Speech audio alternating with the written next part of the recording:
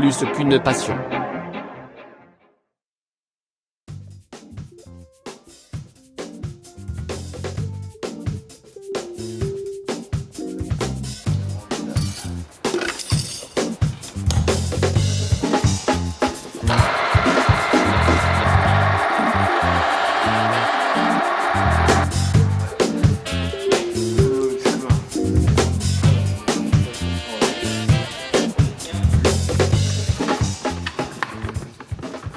Moi je suis né sur une moto, hein. J'ai pris mon premier gadin à 5 ans avec un Honda Monkey, avec un copain derrière moi qui était plus lourd, avec le truc qui n'avait pas de suspension, on a pris une bosse, il a décollé, il m'est tombé dessus là.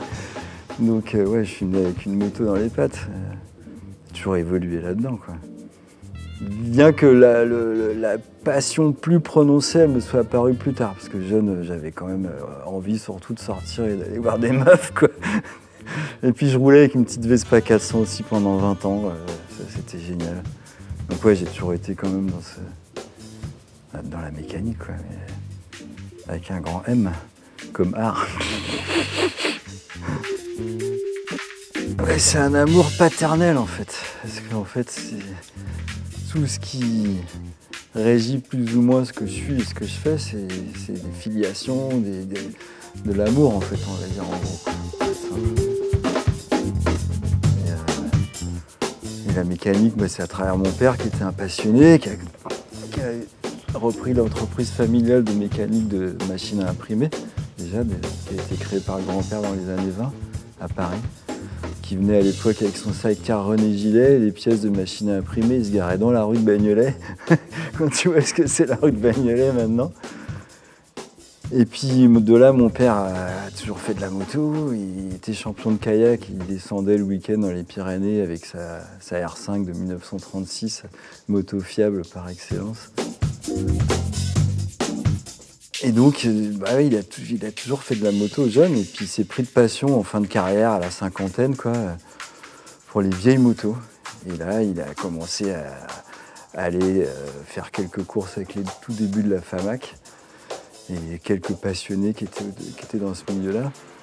Et de fil en aiguille, il est devenu collectionneur parce que c'était insatiable pour lui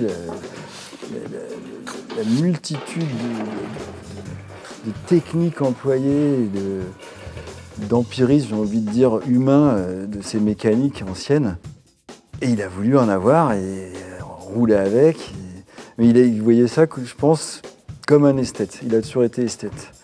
Donc ce rapport à la mécanique qu'on a, il est avant tout d'ordre esthétique, même si il faut que ça marche. Hein, dans la famille en général, quand on fait un truc, on essaie de le faire fonctionner, quoi.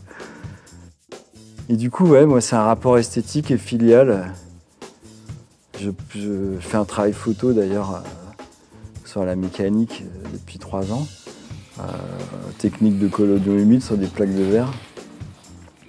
Et la mécanique, je la représente comme de la sculpture, en fait. Je prends des photos de moto, des photos d'outils, et je me fais un petit trépied en bois, comme si on présentait une sculpture, un fond tout simple, et hop, je shoot en nature morte des éléments de mécanique, quoi, et que j'associe à un univers totalement antagoniste a priori, c'est l'Afrique noire. Alors qu'est-ce que l'Afrique a à voir avec la mécanique? Je vous le donne en mille.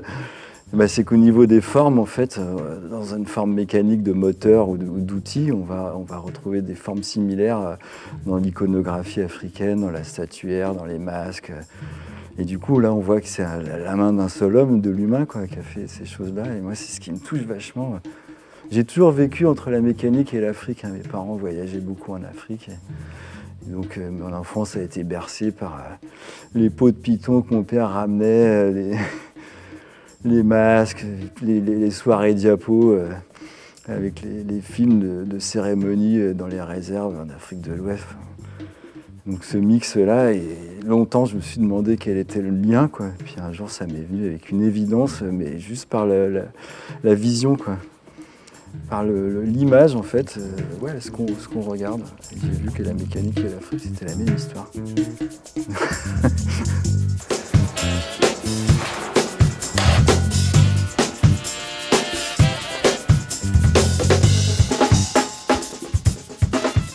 La moto, mythique de la collection familiale, c'est quand même la moto de course du père, la R5 SS de 1936.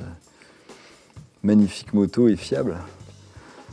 Et de temps en temps, on la démarre et puis on va faire un tour avec sur un petit run.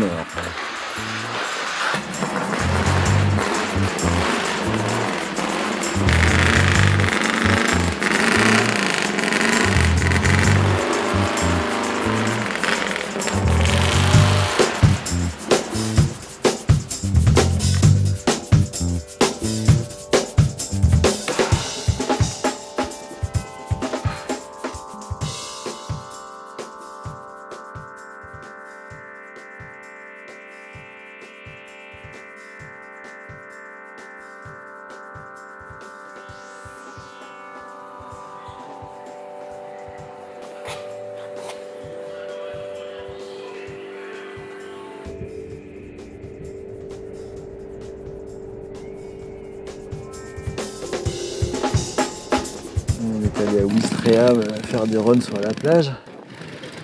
C'était rigolo, véhicule avant 49. Et, la moto, la R5, on la pousse et du premier coup de poussette, elle part, quoi. Donc ça, c'est quand même non négligeable quand tu sors avec une moto de 1936 parce que c'est pas gagné d'avance. Et donc c'est un bonheur parce que là, on fourche un pur sang en fait. Et j'ai l'impression je suis dans l'âme du pater, encore une fois, quoi. Là, j'ai la moitié de lui, il y a une moitié le père et une moitié de moi. Et quand je suis sur cette moto, là, je lui dis, mais vraiment, merci, quoi. Merci, parce que c'est un kiff de conduire la moto de course de son père et de sentir sa présence à travers des sensations folles, parce que ça roule quand même assez vite, ça roule à 170, cette moto-là, ça freine pas. Tu fais frotter les cylindres, c'est quand même une moto de course, quoi. Et là, t'as ton père et t'as l'impression qu'il te dit vas-y, je suis là, tu peux y aller, quoi. Waouh, c'est quand même un truc. Ouais, donc vraiment, s'il n'y a pas ce côté-là, c'est que de la ferraille, quoi, quelque part. Voilà. Donc, faut être. Je pense que si on ne donne pas d'âme à la mécanique, elle est chiante, quoi. C'est pour ça que les machines modernes, elles sont moins kiffantes, parce que tout est caréné. On regarde plus le résultat que la machine. Avant, l'esthétique d'une machine était importante. Je pense que les premiers dessinateurs, c'était les ingénieurs, hein, c'était pas des designers, quoi. Et ça a été jusqu'aux années, combien, 70, hein. C'est des types qui dessinaient comme ils étaient, quoi. Donc c'était une grande partie d'eux-mêmes dans le dessin. Et c'est pour ça qu'on aime tant ces mécaniques, c'est qu'on sent cet empirisme, on sent ces erreurs qui fait qu'on s'y attache. Parce que les gars ont dessiné avec leur cœur sans avoir toutes les données techniques les plus précises pour faire le moteur le plus performant possible. Donc ils ont fait un truc maladroit, mais complètement un truc d'humain, quoi. Et ça, c'est quelque chose dans la mécanique qui est primordial pour moi, en tout cas. Si je sens pas ça, ça me donne pas envie. C'est pas toutes les mécaniques qui m'excitent, en fait. Même si c'est toujours sympa de voir un truc fonctionner par des rouages.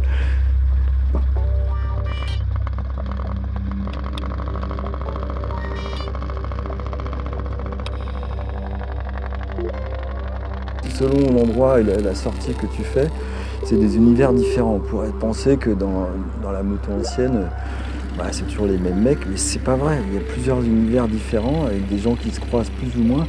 Mais du coup, c'est sympa de sortir dans d'autres lieux. Cette course sur la plage, c'était le cas. C'est que j'ai découvert des passionnés d'un autre univers que j'avais pas encore croisé, alors que ça fait quand même longtemps que je traîne dans ce milieu, quoi.